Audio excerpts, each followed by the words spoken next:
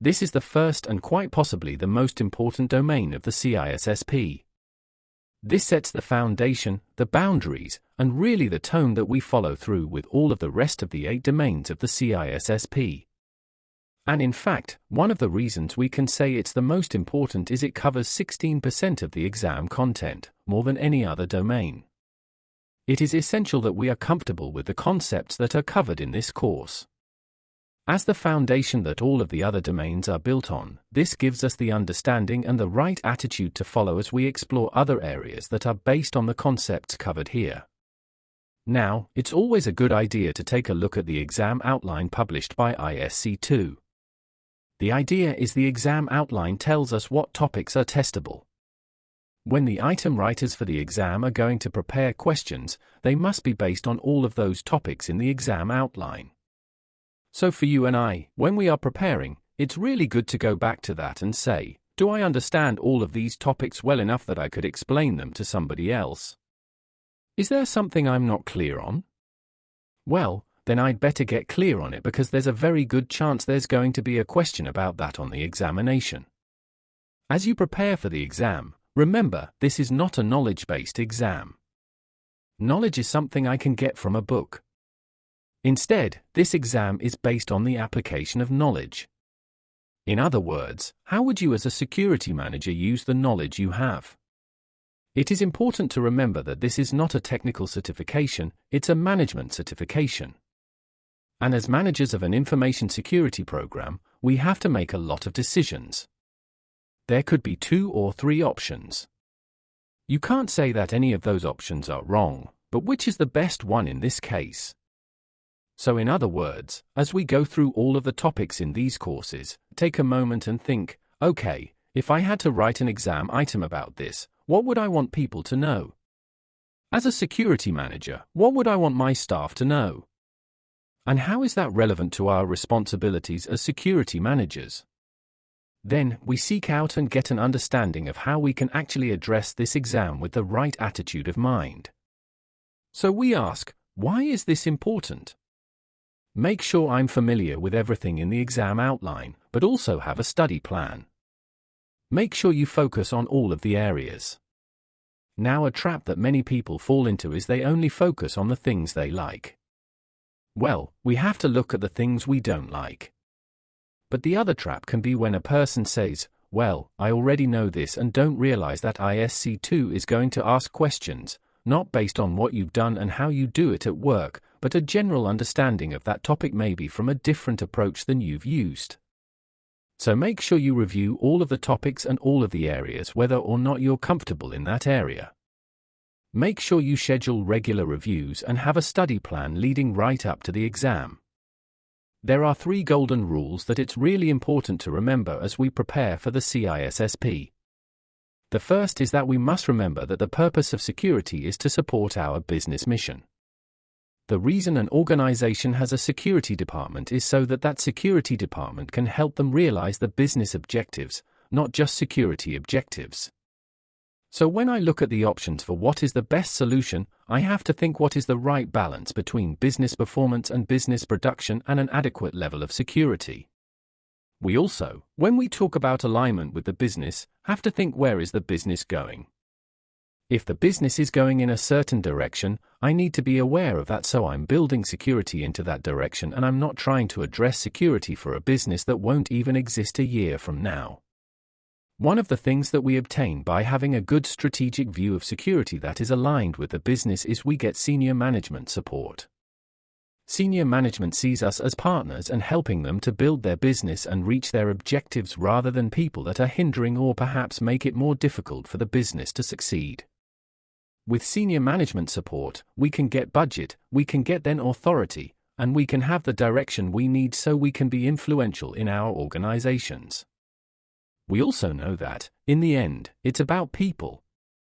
Life safety is always the first priority when we're looking at some type of an ongoing security program. So we just wanted to review, these are 3 really important concepts. And as we move into the courses now and we start to look at all of the topics in the exam outline, it's really important that we remember and come back to these because these will help us to choose the best answer when we are actually in the examination. Good luck. Let's get started with information security concepts. When we take a look at information security, there are some foundational and fundamental concepts we must be familiar with. We could easily call these the 5 pillars of information security. The 3 most commonly known are, of course, confidentiality, integrity, and availability. But we know, especially in today's network world, it's really important that we also supplement those with authenticity and non-repudiation. The idea of confidentiality based on the root word confidence, of course, is the protection of a sensitive asset from improper disclosure. We could say it is a case where the improper disclosure of a piece of confidential information would harm either an individual or an organization. So I need to identify what sensitive data I have so I protect it from improper disclosure. And a big part of this, of course, looking at things such as intellectual property, research, maybe work I'm doing on some new type of product that certainly I don't want to become known to my competitors. And I need to ensure that only those that are either external or internal that have the right to see that are able to actually see it. We protect our business plans and marketing strategies. We protect our information, especially when we're dealing with things like privacy and secrecy. Normally, we use the term privacy when we're talking about individuals, but secrecy when we're talking about governments and military, for example. A breach of confidentiality could be intentional. A person disclosed something in an open place where they wanted others to see it. And that could be something very overt, something which is very obvious, or could be something covert, something that was hidden where they snuck it out like a spy, for example, passing information to another country in a type of a covert channel, very much intentional but hidden so that hopefully others didn't see it, whereas something which is overt was meant for everybody to see this. But in many cases, breaches of confidentiality were simply accidental. We had a case where an employee then sent an email to the wrong person, or they lost a laptop or they lost some type of portable media that had sensitive data on it. It wasn't intentional by any means, but we still have the problem now of a data breach. So, as security managers, we have to watch for how could we have a breach of confidentiality so we can put in the correct control mechanisms to hopefully prevent that from happening. We know that the effect of a breach of confidentiality could very much be fines, legal penalties, for example. We have a lot of privacy laws that say a certain percentage even of corporate earnings could be assessed as some type of a fine. And these financial penalties could also include where I have business partnerships. I've done work for somebody else. I have had maybe some type of non-disclosure agreement and, unfortunately, I disclosed that information. I could be held liable for some type of penalty for that for the cost and impact on that organization. But the other thing that can happen is that if I have not protected sensitive information, I lose future opportunities. That opportunity one had to maybe make revenue from this is gone because now other people are manufacturing the same product as an example. So, failure to identify information that should be protected from improper disclosure can very much lead to missed opportunities and, of course, reputational damage. I find my organization on the front page of the newspaper on television trying to explain why we didn't take better care to protect, for example, our customers' data. So how do we enforce confidentiality? Well, some of the most common ways are tools like encryption, masking, or hiding information. And of course, we could call it obfuscation, making it non-obvious. Maybe replace sensitive information with a token value. We often see this. For example, a name might be changed into a patient ID so nobody knows what the actual patient name is associated with that ID. Confidentiality is one of the 5 interrelated pillars of information security. All 5 are important, but their relative importance depends on the operational environment of the organization. In some organizations, confidentiality may be more important, whereas in another organization, it could be that availability is the most important pillar. One thing we should always remember is that when we put together an information security program, all of the security we do begins with the establishment of an information security policy, a policy that gives us the authority to actually implement security controls. Let's look at the next of the 5 pillars of an information security program. We know that confidentiality is probably the best known, but one of the ones that's equally important and even more important for some organizations is the pillar of integrity. The idea of integrity is to ensure that we have the accuracy and precision of our data and of our processing. That means that the data we have, the data we present, is trustworthy. Now, it is important here that when we look at integrity, people always think of information or of data. However, an important thing for us as well is the integrity of the system, the integrity of the process, to make sure the system itself processes data correctly and does not make improper changes to either the data or changes to the system. We see this, and is one of the important things that's stressed on the CISSP exam, is the idea of ensuring that we have change control, version control, and integrity of process. When we look at breaches of integrity, often this comes down to those unauthorized modifications, maybe to data or to a system. And many times those could be intentional. Someone tries to manipulate or change the data. Or in many cases, somebody changed the wrong data in the wrong field. It wasn't an intentional problem. So, our job as security professionals is to try to ensure we address both of those risks. Now, on top of that, we have problems with transmission. We know that, for example, in the old days, we dealt with modems and talking and communicating over voice-grade cable. We had to build and parity bits in order to address errors in transmission, static, and so on. However, today with fiber, we don't see as much of that, but we do still see it when we're dealing with wireless communications, radio frequency, and we need to make sure that we've detected any problems in those communications using some type of an integrity check. The effect of integrity breaches can be very serious. You take, for example, life safety.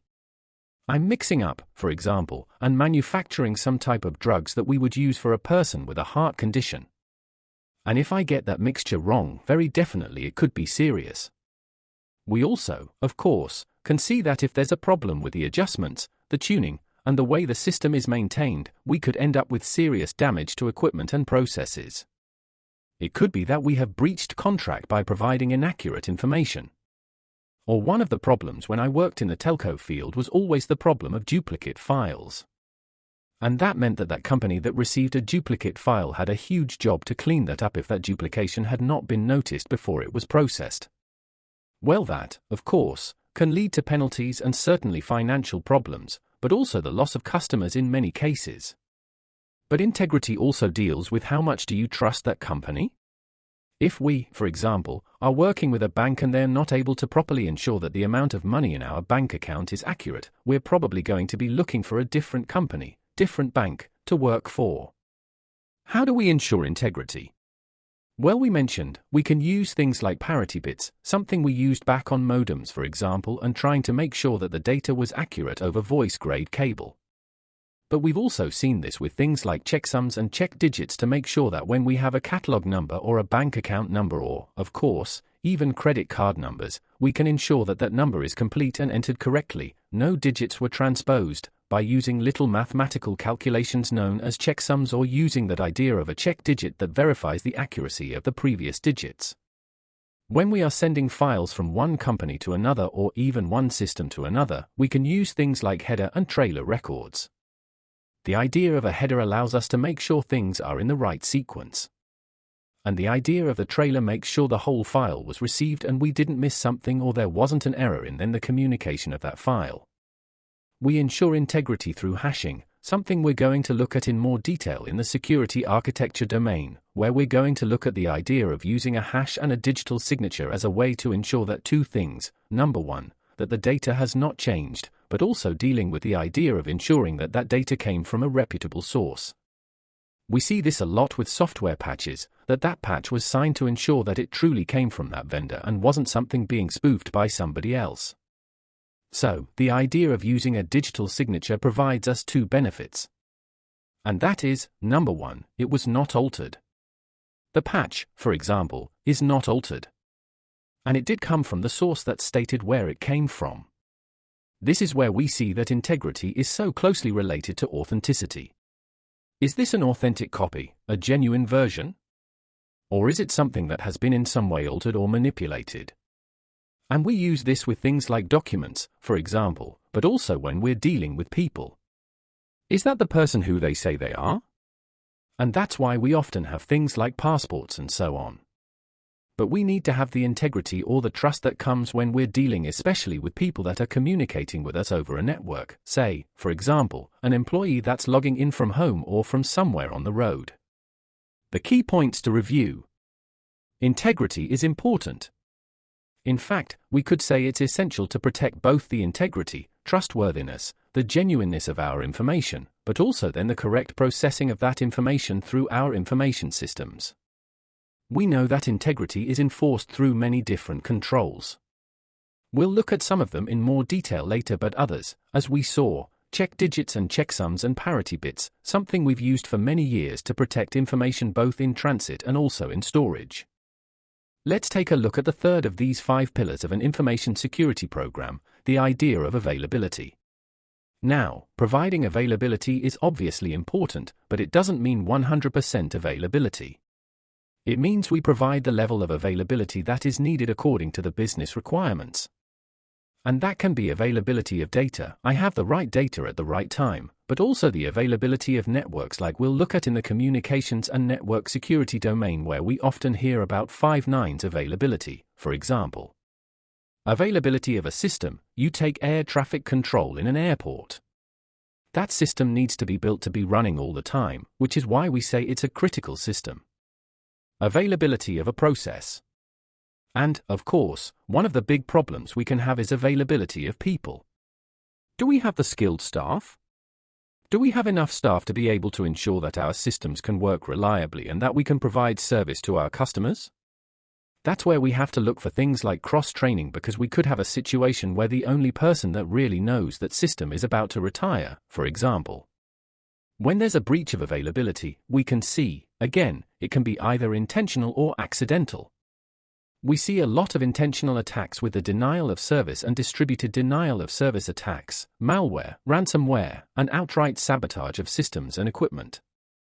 The idea, of course, is that obviously we need to know the risks so we're able to address those. But we need to also be aware when a person makes a mistake, an accidental loss of availability from they deleted the wrong file, the system was misconfigured, or maybe they unplugged the server when they were doing some work. These are things that we have to look at. What are the threats, as we'll look at in our next series of courses on risk management, so we put in appropriate controls. We know that lost availability again can be a life safety issue. That sensor that was monitoring the pressure in a pressure tank was unable to communicate because there was a network problem, and we ended up with a life-threatening situation. There, of course, can be an interruption to the business. A customer calls into the call center and says, "Hey, I'd like to know about my last payment." And we say, "I'm sorry, we can't help you. Our systems are down right now." Well, that customer is probably going to be looking and saying maybe there's somebody else that could provide service that can keep their systems running. And this can also come to a point where if I'm in a critical infrastructure, telcos, for example, where if I'm unable to provide reliable service, we could actually be in violation of regulatory requirements as well. Maybe we didn't provide the service that we promised to our customers. And therefore, we're in a breach of contract. And we can see this when we're dealing with a lot with, of course, networks, but also with a cloud, making sure that my customers can trust that the services that they need and count on will be available when they are required. So how do we enforce availability? Well, as we said a moment ago, we identify the threats. We identify and address them through things like policies that say it is our commitment to provide reliable service to our customers. So everybody knows that this is the direction provided by senior management. We look at our architecture and we try to identify, are there problems in the design, say, for example, a single point of failure that I need to look at and say, how can I avoid this choke point or this problem that could make my systems unavailable or unable to provide a high enough level of service? Doesn't always have to be that it's just down, it could be that it's just too slow. So I identify problems in the design. And, of course, I identify maybe people shouldn't have access to the server room. Maybe we should control that risk of someone going in and making a change maybe to a piece of equipment that shouldn't have been done, making sure that a person can't delete those files because they're read-only, for example. And of course, when we deal with a problem of people, making sure we have cross-training. We have succession plans. So if something goes wrong, somebody else is able to step in and keep these critical operations running. The key points here: availability is often associated with criticality. How critical is that data? How critical is that person or that resource? We need to identify those critical resources so we then can build in things like resilience and redundancy, failover, and the ability to keep systems going even in the case of a serious problem through plans like business continuity and disaster recovery planning. The final pillar we're going to look at of these 5 pillars is non-repudiation. Non-repudiation quite simply means we remove the ability to repudiate or to deny being involved in some type of transaction or operation. We can see, for example, that when the cookie jar is open on the counter, we can look around and find a very guilty-looking 3-year-old hiding behind a chair in the living room. And we say, "Did you take a cookie?" "Oh no," they say. "They didn't do it." But you have evidence. There are still crumbs around their mouth and a little chocolate on their fingers. So you have evidence that links them to this crime, to this action. So, when we are dealing with today's world, we need non-repudiation to establish proof so we can link maybe this contract or this email or this activity with who made that change. This is important, of course, if we're doing investigations. It's very important if we need to ensure that neither party can turn around later and say, "No, that's not the price we agreed on." So we need a way to establish proof. The idea of non-repudiation, for example, especially when related to things like electronic contracts and logs that have a record of everything that was done on the system. That means that we have to protect those logs. People can't get in and delete the logs or in some way delete the entries in the logs either, so that log is no longer trustworthy. We then bring this in, again, that idea of authenticity. We mentioned before with things like a digital signature removes the ability of someone to repudiate being, of course, a party to that transaction, but also provides the authenticity of that transaction as well. So how do we ensure non-repudiation? 1. By access controls. We make sure that each individual is accountable for what they did. We don't have shared IDs, for example. We use digital signatures, as we said, that can establish a linkage between this person and what they did. And a good example of a type of operation like that today is the whole idea of blockchain, which establishes this record of the activity. We mentioned before we need to protect those logs that indicate what someone has done. And one of the ways of doing that is maybe write all of my logs off to a write-once-read-many type of storage system where even an administrator can't get in and delete or manipulate those logs. We often use things like public key infrastructure. So we establish authenticity that this is the person we're communicating with, so we can establish now trust and therefore non-repudiation between the two parties to an email or to some other type of electronic transaction. This, of course, comes down to the area of trust. Public key infrastructure is only as good as the certification process used that establishes the link between this person and their public key or this organization and their public key, as we see with online banking as an example. A trustworthy process to ensure that using a third party, that we are able to ensure trust between two people who may never actually see each other. So there's some key points here we need to remember. In a world of e-commerce, non-repudiation is essential to protect the assets and interests of all parties in a transaction. We, of course, through this, establish a way to prevent changes by either party to that actually trusted relationship. Now, we have looked at the 5 pillars: confidentiality, integrity, and availability for many years with a central CIA triad as we often called it. But we now have added in authenticity and non-repudiation.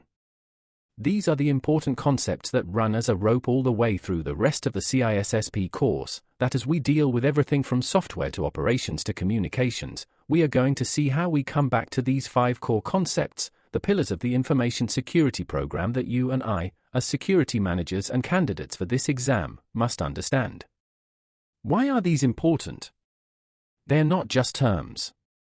They're core concepts we must use in designing, implementing, and, of course, managing an effective information security program. A very important part of the CISSP is recognizing our role as the managers of an information security program. This means we have accountability for how we manage the resources and the support we get. We are accountable for setting up budget and direction of the security program. And we then report to senior management on how we are actually doing. What's our vision, for example? This is really where governance comes in. The governance of the business is done by the board of directors, but the governance of security is something that is essentially a part of our area of responsibility.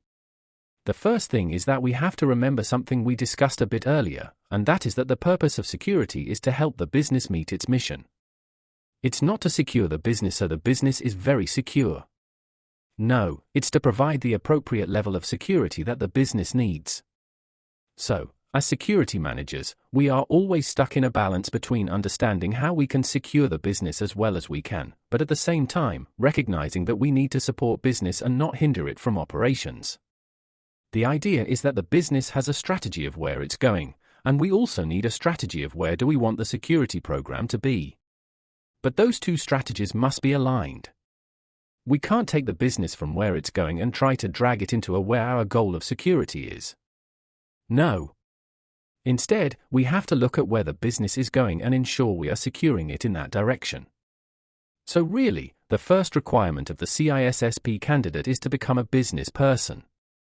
Now I know that's hard and some people don't like that. But it is really, really essential when you prepare for this examination that you have a business mindset, not just a technical, security mindset. We need to appreciate and understand business and understand the importance of understanding the future of the business and that business strategy. We come to that term governance. Governance is all about the principles of proper oversight and proper accountability. We can say that, as security managers, we are entrusted with oversight of our security budget and our security team. We have to report to management on how we are doing with that budget and team we have. Now I do like to say with this, the point is that you will never have enough money, and you will never have enough time to do everything you'd like to do. We, as security managers, are accountable for doing too much with too little. That's part of our life as it is for all other senior managers. The idea, of course, is that we also should with the security program have a strategic long-term view because we won't be able to fix everything this year. It'll often take us several years to really get to the point that we say that's where I want to be 3 years from now. Now, by the time you get there, there's going to be new things we have to do. But at least we always have to have that long-term strategic vision of where we would like to be. One of the things that often helps actually with a security program is the development of governance or oversight committees. In the end, ultimate responsibility for the business lies with the board of directors. They are the only people that can hire or fire the senior management team like the chief executive officer or managing director. So therefore, they provide governance over the organization, and they are accountable for what happens.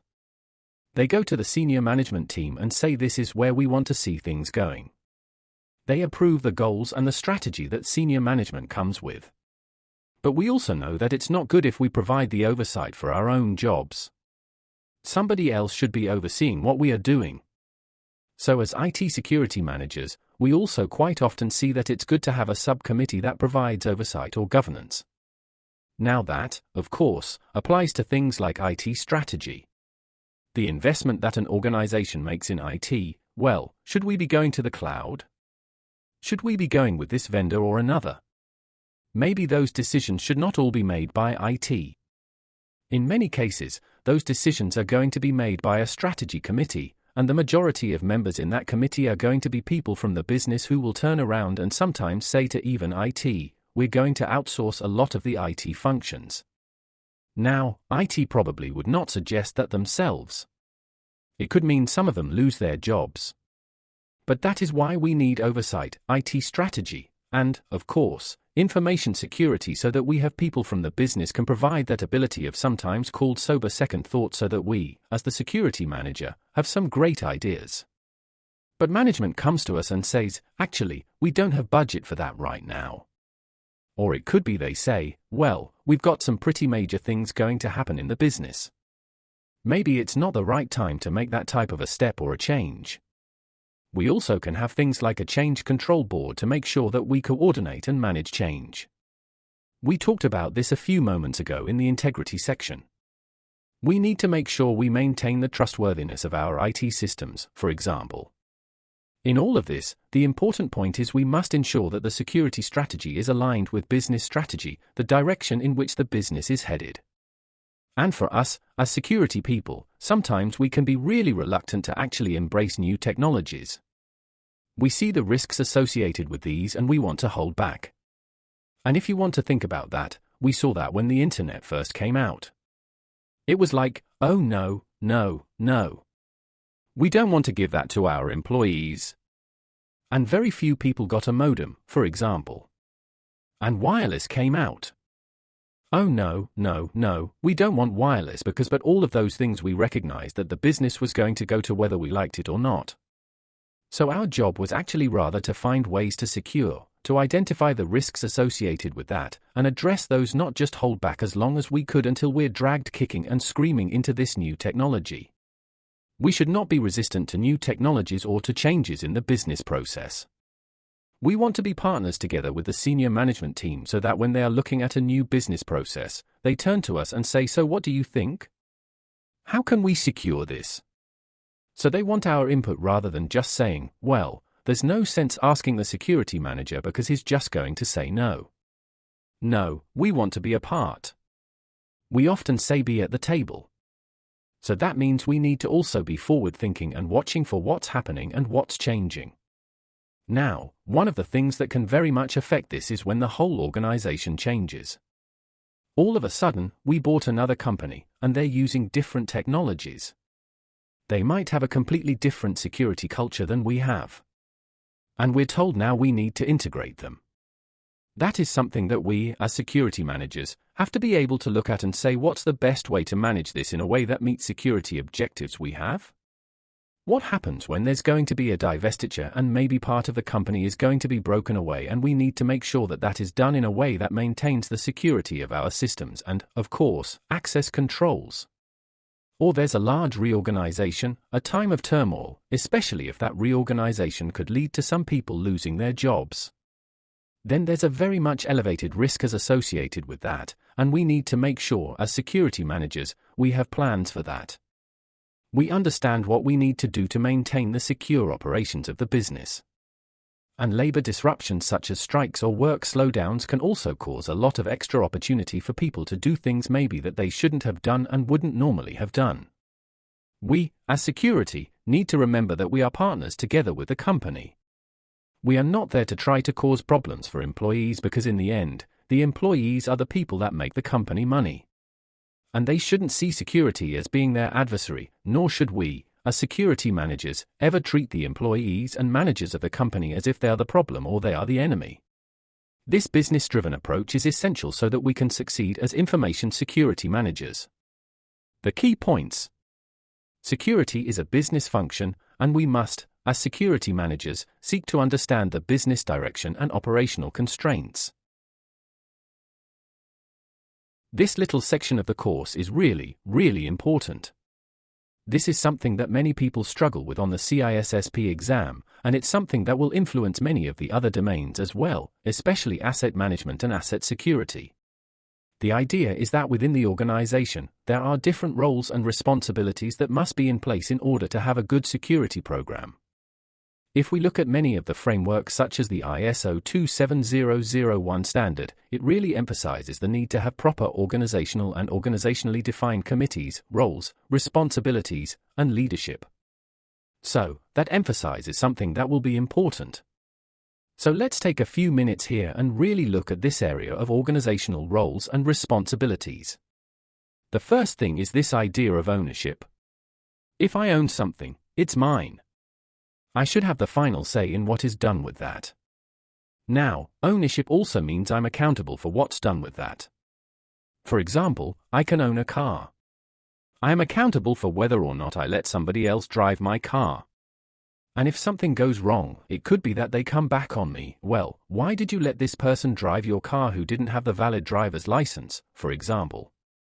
And so in that way, that accountability is the important factor here when we're looking at the protection of the organization as a whole and as well as the protection of each individual asset who owns that asset. Then, there's responsibility. Responsibility is quite often the person who is doing a certain function. For example, I might own 3 or 4 cars that I use for my business. Maybe let's say I'm running an accounting business, and I have 3 or 4 cars that some of my various bookkeepers and accountants can use to go visit clients. I own those vehicles, but those people who drive them are responsible for following the laws and how they drive. They don't own the vehicle, but they certainly have responsibility for that. We've often seen the idea of a RACI model, the idea of responsibility, accountability, consulted, and informed. And this is just a general one here.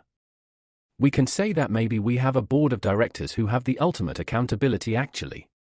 But the board of directors has gone to the senior management team and said, write a policy. So we see here, the senior manager has been then told by the board of directors write an information security policy. Well, the senior management doesn't actually write it. They instead go to a manager and say, okay, you as the security manager you go and write this policy, and that manager is now responsible for doing that. The senior manager is accountable for making sure that the manager does it properly. In the end, the senior manager is also going to be the person who signs off on the policy because they are the authority, not just that local manager. So, that local manager goes and consults with human resources and says, hey, I'm going to write this information security policy, but I need to make sure that I don't violate any of the labor laws, for example, or any union contracts or any of the culture of our organization. Well, human resources provides advice. They've been consulted. But in the end, it's not them that has to write the policy. The manager writes the policy, presents it to the senior manager, and senior management is, of course, now going to inform the board of directors that that policy has been written and that the responsibility the senior manager was given has actually been fulfilled. So, we can see there's a lot of relationships here. But the idea is that everybody should know their role. As a manager, I'm very often both responsible in some cases and accountable. I'm responsible to do what I'm told by the senior management team, but I'm also accountable for the budget and the team members that I have on my team. And at the end of the year, the senior management team can hold me accountable and say, well, at the beginning of the year, you promised to do all these things. How many of them were done? And that, of course, can easily result in the fact that maybe I've exceeded their expectations, maybe I haven't done everything I wanted, and can lead to, of course, either promotion or, in some cases, even losing a job if I've been nothing but a lot of talk and not actually delivered on those things I said I would do. So this is really an important concept here, responsibility versus accountability, consulted and informed. Let's look at a simple corporate structure. We have a CEO that manages a company, and I'm just showing here with 4 departments: sales, finance, HR, and operations. The CEO is the ultimate level of accountability, as we have heard that saying before the buck stops here, or the actual final decision for really anything is with the CEO. The CEO is the only person who can, in many cases, hire or fire the chief financial officer. So the CEO is accountable for what's done in finance, even though it's the chief financial officer that actually does all the books and paperwork. And this is something we saw with Sarbanes-Oxley in the United States, that when the chief financial officer committed fraud, it was the CEO who was held accountable because he signed off on those papers and didn't make sure that those financial statements had been reviewed and were accurate before he put his name to them. Now the CFO obviously would be looking at jail time as well, but the CEO was accountable because they are the only ones who could have ensured that the chief financial officer did their job properly. So, with this, should we say little organization we put in here, let's put in the IT department. Now, many times, you could put that IT department off to the side as another one of these silos. But that might have been okay in 1990. Today, IT is not just another function. IT is the foundation on which all of those other departments run. You can't have sales and finance or HR today without having a very good foundation of IT. IT manages the networks, the network access, communications, the storage of data, access to systems. So IT really plays a foundational role. And this is something that IT also has to recognize, is that their job is to support the business, just as we talked before about how security is also there to support the business. But one of the problems we see today is shadow IT. We have, because of various reasons, maybe IT did not have the attitude to support the business, or maybe the business just wanted to move faster than IT allowed. We have the problem now where very often we get little IT functions within these other business silos. So we have maybe an application and even IT equipment, which has been brought in this case we show here to operations, which is not even managed by the formal IT department. And this shadow IT is probably always going to be here because the businesses are more and more adding this in as a way for them to address their challenges. So we end up with all of these little IT functions. And part of our job in security is to look at these and say, wait a second, are these systems being backed up? Are these systems then properly documented? Are they correctly configured? Even though they're not managed by the IT department, we still, from a security perspective, have to make sure that we don't have someone in sales who's using, for example, a cloud-based application which is storing our data in violation of privacy laws. So we need that big picture understanding. So, this information security department that we look after, who should we report to? There's no easy answer to that because, in many companies, the information security department might actually report to finance or operations or HR or even to IT, which, of course, can be a bit of a problem because now you've got IT that is there trying to support these business processes and security who is trying to say, wait a second, you have to secure those IT systems. And you can end up with a conflict within this. Should we say here, IT information security? Should we say, role? Ideally, we'd love it if we could just report directly to the CEO. We'd have a CISO role, Certified Information Security Officer. But most CEOs are not interested in that. They have enough CFOs and COOs and everything already. So they might turn around and say, okay, you report to the CIO, Chief Information Officer, and that we commonly see. Okay, the thing is we rarely have the ability to decide who we'll report to. So instead, we have to understand what are the limitations, the risks, and opportunities with however the information security department has to report. We can make arguments for how we think it should be done. But in the end, management can come and say you're going to report to the IT department. So what do we do then? We have to learn to work within those constraints or parameters we're given. So let's say that we have now different IT systems in these different silos of the organization. We need to ensure that we provide consistent communication with all of these other roles of the senior management team, the information owners, and, of course, the system owners and, in the case of the cloud, things like data processors and data controllers. So, let's say we have in sales a sales system. That sales system is owned by sales. The sales department, they can decide which systems they're going to have. And if they decide, for example, that they're going to go outside of IT, there's probably very little that IT can do about that. We can see the same thing in finance. We have a financial system which is owned by the Chief Financial Officer. And the Chief Financial Officer can one day just in a meeting say, by the way, we've decided that we're going to go to a cloud-based system. And IT, you will no longer be involved in administering or managing our new financial system. And that proves ownership. This system is not owned by IT because IT doesn't even have the final say. The money doesn't come out of their budget. So, we have different IT systems and different silos of the business, and the business owns those systems. The system owner for financial systems is probably the Chief Financial Officer. The system owner for sales systems is probably the Vice President of Sales. And the system owner for the HR systems could easily be the Director of HR. However, you also have, in some cases, a system that can support multiple lines of the business, which means that sales has a system that also links into inventory and shipping. So you could even have multiple owners of one system. So, the idea for us, of course, is we need to provide advice.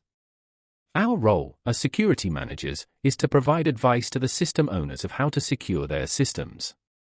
We provide advice to IT on how to secure networks and so on. So, our role, as a security manager, is, if you want to say, really a consultant. We don't hardly own anything.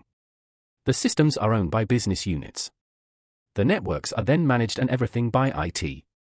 Our role is just to try to be an influencer that those people at least know what is good practice. But there's one more very important role we have to bring in here as well. Let's say, for example, we have a customer who interacts with our sales system. And they provide a credit card so they can pay for something they've just bought. Well, that payment card data goes onto an IT system in sales, which is, as we just saw, owned by the system owner of sales. But that payment card data also goes over to a finance system because maybe finance does regular billing of this customer every month. And so that payment card data is now stored on multiple different systems in sales and in finance. But we need to make sure that that data is consistently protected on both of those systems. So this is really the role of what we'll call here the information owner. The information owner is the person who is responsible for the protection of that payment card data, that piece of information, all the way through the information life cycle. They are the person who has to then go to the system owners in sales and finance and say this is how you must protect that payment card data. So the information owner must be a senior manager. And in many countries now, the laws actually say that that person must be then legally accountable for the protection of that information. They have to be powerful enough to say to sales that if you don't protect this payment card data correctly, we will not be able to accept credit card payments. So the information owner is the person who then owns that piece of information to ensure it's appropriately protected on every system all the way through the life cycle. Now we're going to look a bit more at this idea of information asset protection in the asset security domain.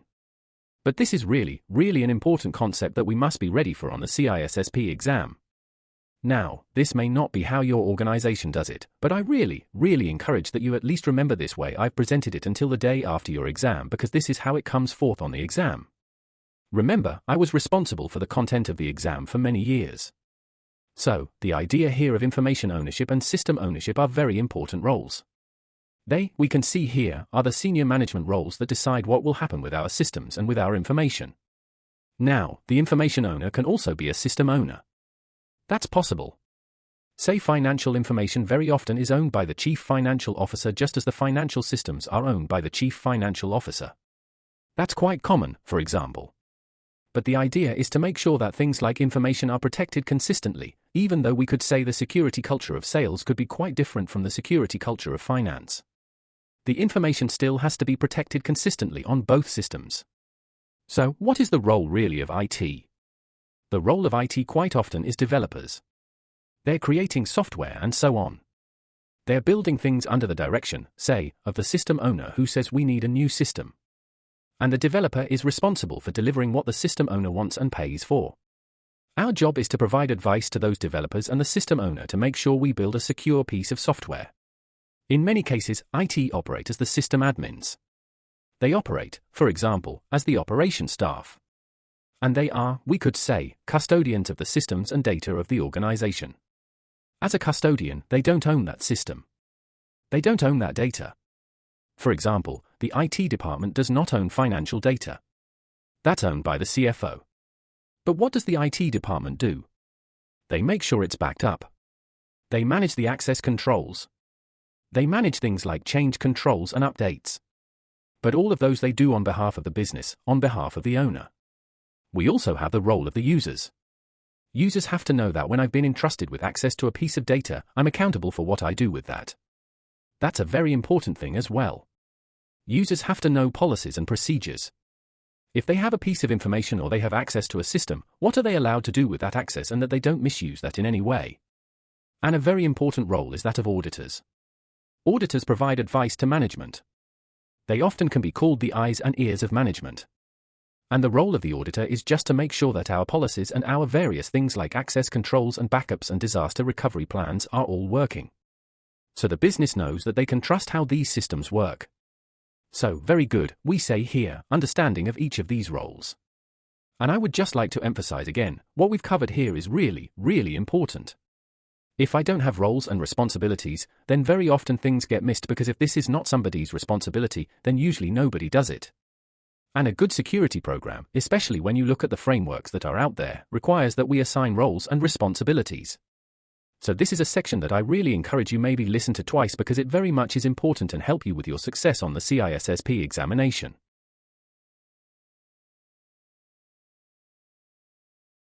Congratulations! You've just been hired as the Information Security Manager for a company that's never really had that role before. You are tasked with the responsibility now to set up a good information security program. The challenge is, how do you define good? What is a good information security program? How will you develop something that will meet the objectives and the goals that management had when they hired you? So, this is where very often we benefit from the use of security control frameworks. Frameworks have value because for 1, they're authoritative. This is something which is internationally recognized. So therefore, everybody knows that, well, these are good practices in an information security program. We could also say that they can also be audited or checked. So we know that it was implemented correctly and even could be audited by a third party, so we can provide proof that, hey, we have a good, robust, resilient security. And of course, they didn't miss anything. They're holistic. One of the things that can be a problem is, let's say that Joe was hired as this new security manager and he puts together a really good security program of everything that he could think of. Well, the problem with that is, number 1, did he think of everything? And number 2 is, how will audit check to make sure that he did everything correctly? So, this is where having a framework, which makes sure that we have addressed what are recognized as today's good practices that can be validated by a third party, is a good thing. So, frameworks really in many ways answer this question. Are we doing right things the right way? The challenge always comes that maybe we're doing the right things but just not effectively. Or it could be that we're doing many good things, but we missed some. Now, one of the reasons that organizations often want to see a framework like ISO 27001 is because that allows them now to be able to market and say, here, we have a good security program.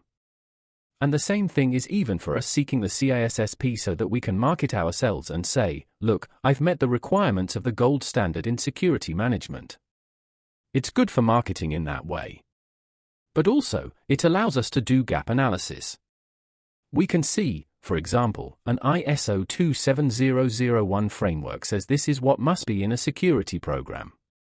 They use the term shell, but those are the mandatory requirements for an information security management system.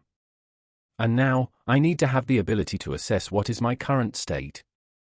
The idea is I have a desired state, a desired objective, to be compliant with 27001. But where am I today? It could be that I'm not quite there yet, and there's a gap between my current and my desired condition.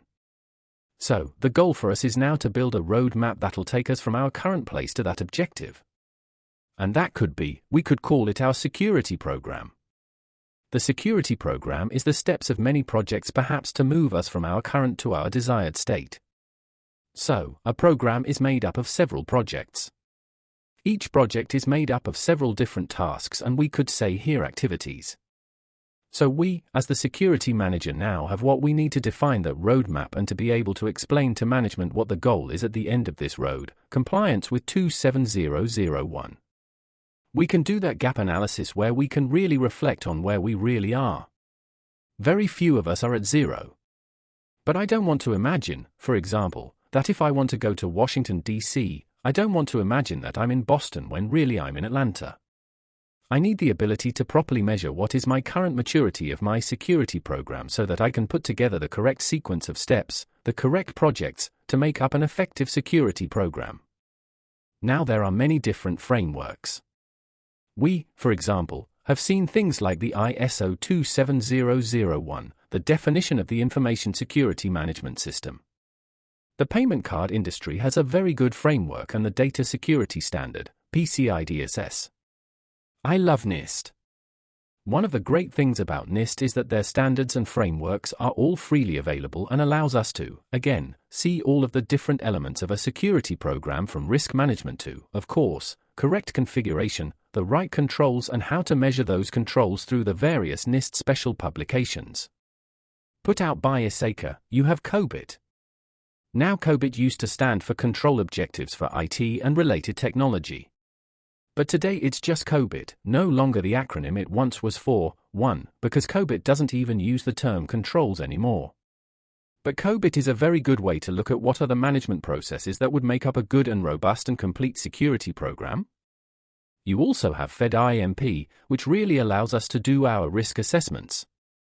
So we can say what are the ways that we could go, especially to a cloud service with the proper design, audit, and continuous monitoring.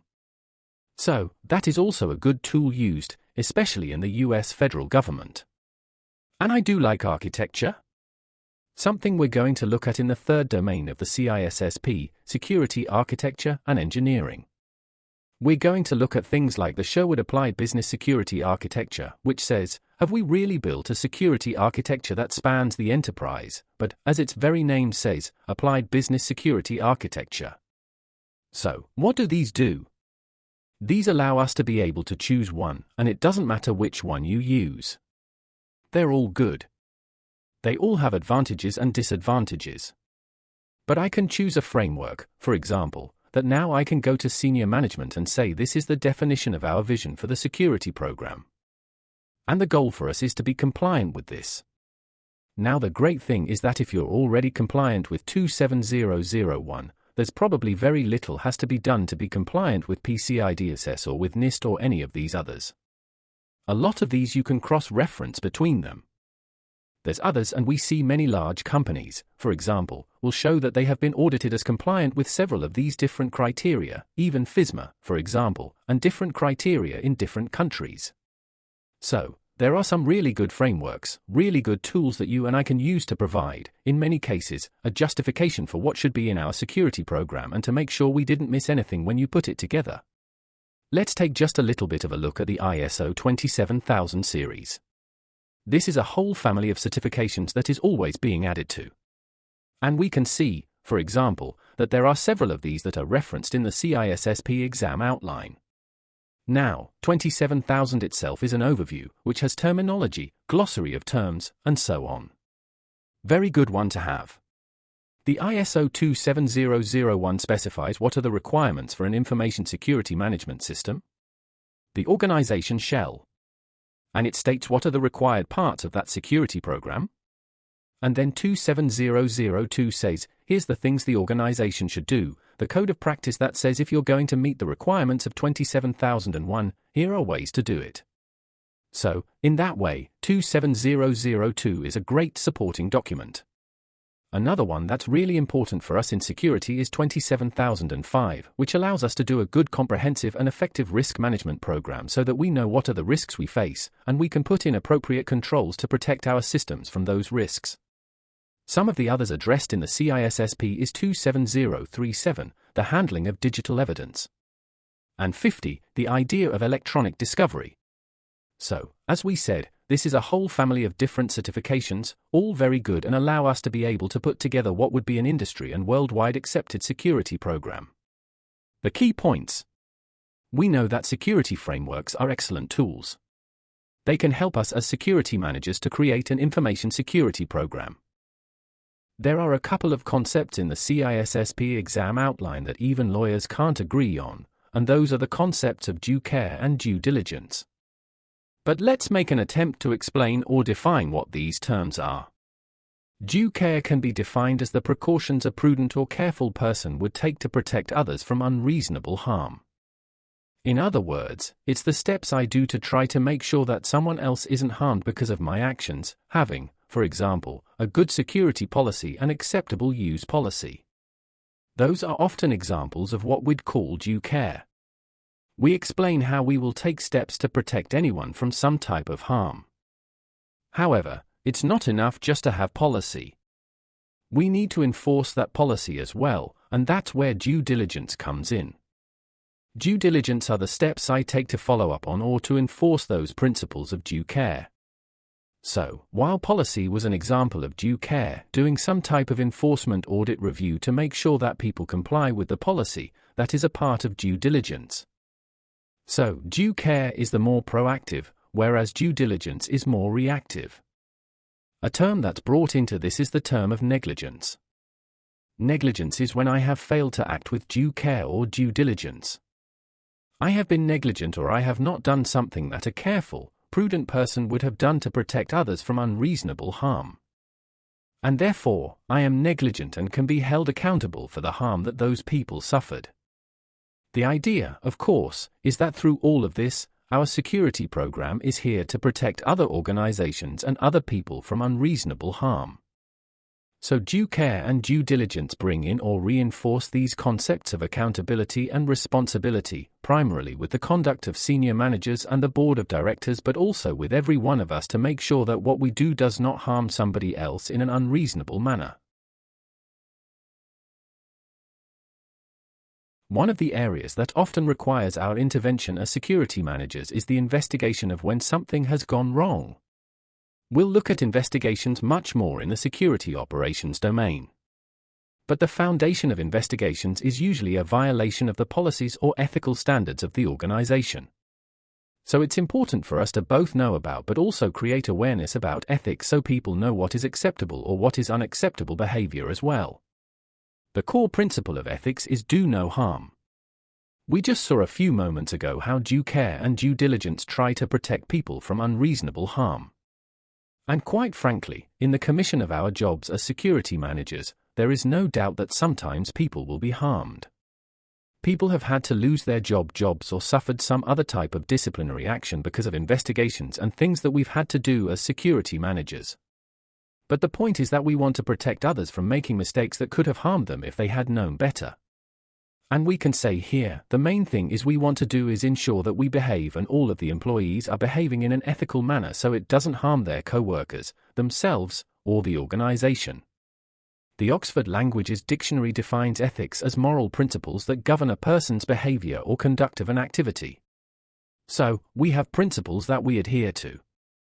We often say that ethics really indicate what our understanding of a topic is, and our understanding guides our behavior. So therefore, we want to encourage a good or a proper understanding so that we also see then a proper behavior when people are doing their job. For many organizations, if you are going to be a member, you must agree to abide by their ethical standards. And very often, these are professional ethics, we can say here, that indicate standards behavior or even standards of a certain level of competence or skill as well. A lot of this comes down to keeping our skills up to date. Most organizations, whether or not you're lawyers or doctors, require that we continuously are learning just the same as we also have this obligation as information security managers that we, as a CISSP, must gain a certain number of continued professional education credits every year. So we can show how we are keeping up to date with the trends and certainly the issues that are happening in the security field. Now, ethics are moral principles, but they're not always the same as law. You've probably seen this when you see cars driving down the highway that the law says the maximum speed is 100 kilometers an hour. But some people drive 105. Can you believe that? In other words, they believe it's okay to break the law. They think it's okay to drive whatever speed I think I can get away with. Some other people, they will never drive over that 100 kilometers an hour or 60 miles an hour. They always try to ensure that they're within the boundaries of the law. Those are different examples of moral principles. The one person we could say here, their moral principles and ethics are the same as the law. But the other, their moral principles are a little different. It could be influenced or based on law. But this is an important thing to remember. It's not always in an organization that what a person does is illegal, but it could be unethical. If I write a really nasty email to somebody, that might not be illegal, but certainly it's not appropriate in a professional work environment. So that's why we have to encourage that people have an understanding of the ethics of our organization. Why? Because in many cases, personal ethics are not the same as organizational ethics. We could have a person who thinks that if a supplier came to them and offered them a really nice gift, oh, they'd love to take that. But the organization might say no, we don't allow that here. You're not allowed to accept large gifts from suppliers. That could be considered maybe some type of try to gain influence or, at worst, a bribe. So very often the organization will have a set of ethics that says this is what's acceptable. And as an employee and a member of that organization, I must abide by those. Otherwise, the security manager might be doing an investigation. But this also means that from a security manager perspective, working with HR, we need to ensure that ethical standards have been developed but also communicated as part of awareness programs, for example. So people know what are the boundaries of their behavior according to our organizational ethical standards. Ethical violations will often result in an investigation. And as a result of that, it could be that a person has their membership in this organization or company suspended or terminated. ISC 2 has a professional practices committee that investigate any type of alleged unethical behavior. And they have in the past removed a person's then CISSP because they did behave in an unethical manner against the ethical position of ISC 2. That person's right to use the CISSP logo, or you take in a medical or legal profession, they could be disbarred or they could be prohibited from practicing as a medical practitioner if they were found to be in violation of ethics. Of course, this can also cause reputational damage where the organization and the individuals are now seen with suspicion and question about their integrity and certainly their business practices. We have also seen where a more serious breach of ethics, for example fraud, could even lead to criminal charges as well. Many organizations have standards when it comes to acceptable use of the internet or acceptable use of the resources of the organization. If I have a company car, or can I use the company printer? Well, there are certain boundaries very often that say yes, maybe a reasonable amount of use. But I shouldn't be using it to support my own home-based business, for example. So every organization needs to make clear what those expected behaviors are so people understand ethics. Some of the things we'll address. Obviously, acquisitions and purchasing. When I'm going to award a contract to a supplier, that should be based on what's best for the company, not whoever pays me with the nicest gift. If I'm aware of something that's coming up, I shouldn't be then trading on that and turning around and saying, hey, there's going to be this merger, so quickly go buy shares in this company, for example. We know that, very often, will indicate what is acceptable in our interactions with our customers, with our suppliers, and with each other, so that we don't have a situation where a person is bullying others in the way they write emails or acting in a manner which is disrespectful. We also set out what are acceptable practices in our company when it comes to things like gathering intelligence about, say, a competitor. What can I do that is acceptable but not stepping over the line, for example? And whether or not I can use data that I have access to maybe for my personal benefit. If I know, for example, that there's something going on, I become aware of this, I shouldn't be using that for my benefit, for example, in investing in that sort of thing. So, ethics are a bit of a tough issue, and every organization should carefully develop a code of ethics. Why? Because this can prevent misunderstandings, provide direction, and thereby protect both the individuals themselves and the organization from harm due to maybe conducting unethical practices.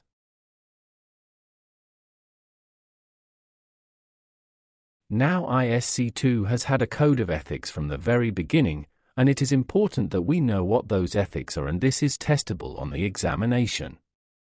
The ISC 2 Ethics Code states that all information security professionals who are certified by ISC 2 recognize that such certification is a privilege that must be both earned and maintained. Then, it goes into the actual canons or principles of the ISC 2 Code of Ethics, starting with a preamble. The preamble states that the safety and welfare of society and the common good, duty to our principles, and to each other requires that we adhere and be seen to adhere to the highest ethical standards of behavior. Therefore, strict adherence to this code is a condition of certification. It's important to notice the word here, principles, principles. That means people. So the safety and welfare of society, what's for the common good, and duty to people, our employees, our customers, certainly we can say here all of those we deal with every day requires that we adhere, but also be seen to adhere to the highest ethical standards of behavior. The four main canons or four main principles of the ISC 2 Code of Ethics are in order of importance. The first is to protect society, the common good, necessary public trust and confidence, and the infrastructure. That is our overarching mission as a security professional. Then, we must act in a way that is honorably, honestly, justly, responsibly, and legally. The third is we must provide diligent and competent service to principals. We must, if you want to say, do a good job, do good work for the people that we work for example. And finally, advance and protect the profession. As we said, these are in order of importance. That protect society is the most important. And therefore, We can see here a common type of question a person might have is, my boss has asked me to do something illegal. But the third canon says I should do a good job, provide diligent and competent service to principals. Yes, but canon number 2 says we must act honorably and legally in what we do. So, we can see here how our obligation to society is greater than our obligation, for example, to our employer. The key points review. We've covered a lot of topics here, finishing off with this whole idea of ethics, and ethics mandate what are acceptable forms of behavior. And as information security professionals, we must follow and be seen to follow good ethical practices.